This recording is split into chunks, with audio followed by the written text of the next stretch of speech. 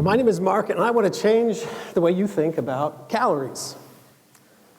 We got a problem with calories. We got way too many calories. And we've tried cutting them, and we've tried burning them, and we've tried reducing them. We've tried no cal, and we've tried low cal, and we've tried 0 cal, 50 cal, 100 cal. But the calories are winning. And I want to suggest today that we live at a technological moment in time where we can flip the script on calories. We can stop talking so much about cutting them or burning them and start talking about actually storing and forwarding them. We can talk instead using our Fitbits or using our phones or using an Apple Watch or whatever it is we use to quantify information about ourselves, that we can actually push these calories we burn and all kinds of other data. But I want to talk today about calories, push them up to the cloud, and they can actually become food for a malnourished kid. Now, nobody ever gets that when I first say it, so don't worry if you're completely lost. But I want you to hold on to something while I give you some background. Here's what I want you to hold on to. Calories are the new air miles, and we live in a culture that has millions of platinum-level frequent flyers. Now, the world is coming at us fast. The world's coming at me fast. I turn 50 next week. It's tough. And if we condense the 50,000 years we know of recorded human history down into the 50 years of just my little lifetime, then we really know very little about the first 40 years of humanity, other than about 10 years ago, we emerged from our caves wearing the skins of animals and built very simple structures. And then about 5 years ago, using that standard, we learned to write and to push a cart with wheels. Christianity started 2 years ago. And then last year, the printing press changed everything. And then less than 2 months ago, steam power provided humans a new source of energy, and Newton explored the meaning of gravity. And then less than a month ago, electricity and telephones, automobiles, airplanes. And then just last week, penicillin, nuclear power, television. And earlier this week, we went to space. And we launched satellites to go around our globe, and we built really simple computers to manage it all. And then last night in this 50-year span of human history, we took the computing power of NASA and we put it in everyone here's pocket. And we invented the internet. It's amazing. It's amazing that you and I live at this moment in time, either through some great cosmic plan of the Creator or through some great cosmic accident, whatever it was. The fact that we're born at this moment in time is incredible, and to whom much is given, much is expected. And the question of TED is this: what will we do by midnight? Now, I don't know if you recognize the 50,000 to 50-year language. It's not my language. I borrowed that from TED. Not from TED Talks, from Ted Sorensen. And Ted Sorensen was this amazing young speechwriter, and he wrote that speech for his boss, and his boss happened to be the President of the United States. And his boss was John F. Kennedy, and John Kennedy stood up in Houston in 1962 on a hot day in September, and he spoke to 35,000 people in Rice University's football stadium, and he gave that TED Talk, like only Kennedy could do. And he gave that talk. I love calling it a TED Talk because at TED we don't just talk about issues. Issues get you down, and they wear you down, and they hammer you, and they're depressing. But we talk about ideas. And Kennedy that day could have talked about issues. It was 1962. There were plenty of issues to talk about, but instead he talked about this bold, amazing, ridiculous, really, idea. None of the technology that was needed to get to the moon existed at the point he gave that speech. And yet he gave it, and he made people believe. And he did something that most of our leaders don't do today. He looked them right in the eye, and he said, we're going to the moon, and it's going to be super expensive, and you're going to pay for it. I'm going to raise your taxes. $5 billion a year in new taxes, he noted. And then he added, slightly less than we currently spend on cigarettes, so I think we can handle it.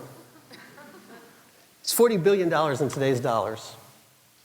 And yet, he said, we're going to do this. And then he did something that great leaders do. He said, we're going to put a deadline on it. We're going to do it by the end of this decade. And by 1969, Neil Armstrong set foot on the moon. My clicker works. And the dream came true. This amazing vision. And though the young president didn't live to see the dream come true, sadly, we live on in this legacy. We believe we can do anything. If we put our mind to it, if we put our money to it, if we put our technology to it, if we have this great passion behind us, we can accomplish anything. And the question of TED today is what should be and what is the modern day moonshot. Now, we're fortunate that we don't have to answer that ourselves because a group of Nobel Prize winners actually meets every year and they ask this question and they answer it. They're called the Copenhagen Consensus. And the fact that we've never heard of, most of us, of the Copenhagen Consensus just shows you how much stock we put in Nobel Prize winning economists. But they publish this list every year, and if you look it up, you'll find it. And number one on that list every year, year in and year out, is not rocket science. It's really simple instead. It is this: to get nutrition to kids who are under 6.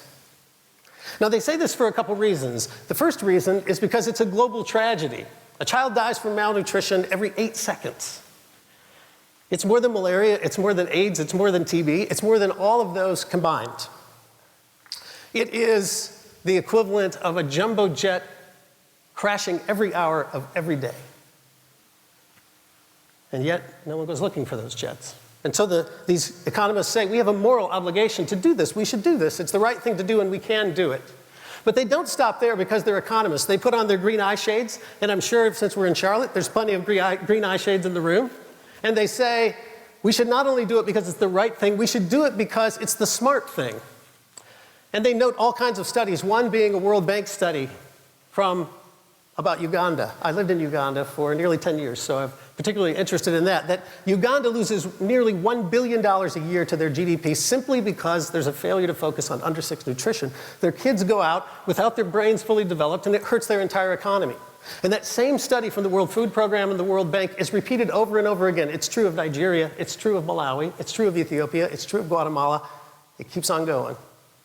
These Nobel Prize winning economists say if you want to help another place, don't build schools, don't build roads, and don't build hospitals. Focus on nutrition for kids under 6. Now, I hate to show up here like a bully and bring Nobel Prize winners with me and launch my moonshot. But there's a problem with that. The problem with that being our moonshot is it's not really congruent with the way Kennedy presented his moonshot. Because Kennedy said this: number one, we're going to do this because it's the right thing to do. The world needs us to go to space because if we don't get there first, who knows what they'll use space for? Space could become a place of complete terror and tyranny. And if we get there first, we'll make sure it's a place of peace and of exploration. But then he added, but that's not why we need to go. We need to go not for them, we need to go for us. If we go to space, we'll pass the Russians. We'll leap ahead of them, and we'll become the world leader in technology, and this focus on science and technology will benefit us. Believe me, he said, I promise. And guess what? It came true. We sat here tonight with the phones in our pockets to show for it. The world leaders in technology. And so the great thing about that first moonshot is it had this incredible win-win to it. It was for them, but it was also for us. And the problem about my nutrition moonshot is that if I stand here and say we should do this for them, then all of us will say, but we in Charlotte have our own problems, don't we? You've made your case, but we got plenty of problems right here. And then last night, we invented the internet. And using that standard maybe in the last 2 weeks, something has changed. You know what's changed? Malnutrition has become our problem. The CDC says that 10% of our costs this year will be due to obesity.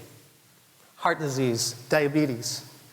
10% of our medical costs driven by this one thing. The number one driving factor for healthcare costs rising in America is our problem with obesity, our problem with calories. Malnutrition, misadjusted nutrition, bad nutrition is now our problem. And the stats are even more alarming for us than the ones I gave you for Africa. Some estimate it's $1 trillion dent in our economy. And the saddest stat of all is that for the first time, we are raising a generation of Americans who may not outlive their parents. It's never happened in our history. Their life expectancy may well be shorter. Why? Because we are losing this battle with calories, with nutrition. And we're malnourished. And so we live in a malnourished world. We live in a stuffed and starved world. But the cool thing that's happened in just the last few minutes using Ted Sorensen's 50-year version of humanity is that we have a technological moment where we can change all that. You see, for the first time ever, different technologies have come together. One of them is this I have in my pocket. It's a packet of therapeutic food. And it's called ready-to-use therapeutic food. Doctors Without Borders calls it a revolution in nutritional affairs. Now we have something, they say, that can cure a child who otherwise would die of malnutrition. We have it. It's just simple peanut butter. This past April, I got to stand in a nutrition clinic in South Sudan in a town called Juba. Juba's a rough place. And we walked out and we went out into one of the public health care centers, and we walked in, kids were eating this, malnourished kids. The room was completely full of them, kids who otherwise would have died. If not for this stuff being invented probably 10 years ago, they would not be alive. And they were eating this stuff. But the cool thing about that day in Juba, and the reason we were there, is because those kids had that therapeutic food, not because global food aid budgets provided it, not because anyone's taxes went up, and not because anyone felt sorry for them, but because employees from Johnson & Johnson in New Brunswick, New Jersey put on a Fitbit and went for a run. And we captured their calories and we turned them into 500-calorie packets of this. And then we hopped on a plane and we flew down to Goma, a neighboring country down in Goma, Democratic Republic of Congo, really tough place. And we went out into the clinics all around for a couple days, and we saw more and more kids through Save the Children who were eating these packets, not because global food aid budgets produce them, because they're short. Otherwise, they wouldn't have had these packets. But these clinics had these packets because JP Morgan Chase had a program called Step Up for World Hunger that collected their calories, pushed them to the cloud, and downloaded them on the other side of the world in the form of a 500-calorie packet of nutrition. It's an amazing opportunity, and it is an amazing win-win. I don't know if you were feeling sorry for those kids and the planes crashing and their economy problems, but I hope you're feeling sorry for us. We have big problems with nutrition. We got problems with calories.